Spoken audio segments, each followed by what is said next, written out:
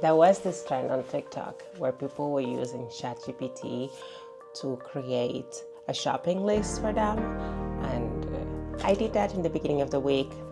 We went by it roughly because there were some suggestions of foods that we do not like or eat.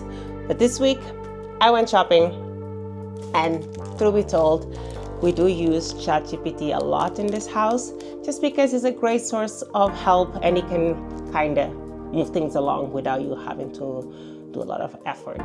But like a calculator, ChatGPT can only do as much, because if you don't know how to input information, it will give you rubbish. Moving along, today I'm going to show you our weekly shopping list. We live in Switzerland. We are a household with 2 people. One is vegan and the other one is vegetarian. So let me show you. We do not buy a lot of vegetarian stuff because mostly we eat vegan, but we do have dairy. So we have Greek yogurt, one with vanilla and one natural. We have then also mozzarella. Those are the only vegetarian things that we include in the shopping list. Mostly it's just the cheese, because yogurt Matt normally eats vegan. Now, this week I think the goal is for us to eat more whole food products, have a little bit more healthy and balanced diet, because I think in the beginning of the week we were relying a lot on mock meat and whatnot, which is perfectly fine. We love it, but maybe we need to go back on eating whole food meals. That's why we have a lot of veggies here for snacking. We got some chocolate chips and hummus with carrots. We also have a lot of herbs already in the fridge. That's why we didn't buy too many, because we don't need it. But we got some basil and some lemongrass, because I want to make pho and I also want to make curry. For the curry, of course, we have the coconut milk and the lentils. We just need to soak them and then make a beautiful curry. Our dispenser is full of other ingredients that we will add to the curry, so we didn't need to buy things from the supermarket. Then this week my goal is to have a lot of like veggie bowls with grilled zucchini, some edamame, make some Korean dishes. So I'm excited for that. We got edamame, we got spring onions here.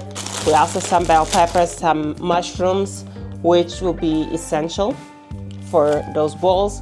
I'm looking for a lot of recipes on TikTok that have like sauce for the bowls and whatnot, because you can have the same ingredients but have it taste differently. We also have some olives for my dirty martini. We have vegan cheese. This is my favorite cheese for pizza. It melts perfectly. The taste is so similar to real cheese. It's insane. This is like the best vegan mozzarella I found. We have for breakfast bananas and blueberries and raspberries that Matt will have with oats. At the moment, I've been obsessed with puff oats, and then I add cranberries and pecans, because those are my favorite nuts. Today I want to make pho, and I also want to make banchan. Banchan is the Korean word for side dish. So I want to make some with carrots. I want to make some with sprouts, and I want to make some with cucumber as well. So we have the cucumber here. We need to slice. We bought last week a huge bag of onions, and they were starting to sprout, so I cut them all, and we have it in the freezer. We put it in the freezer, and now our freezer smells a little bit like onion, which is unfortunate, but I don't know how to avoid that. Maybe I need to put it in another bag. I don't know. But I got red onions for the pho and for the salads.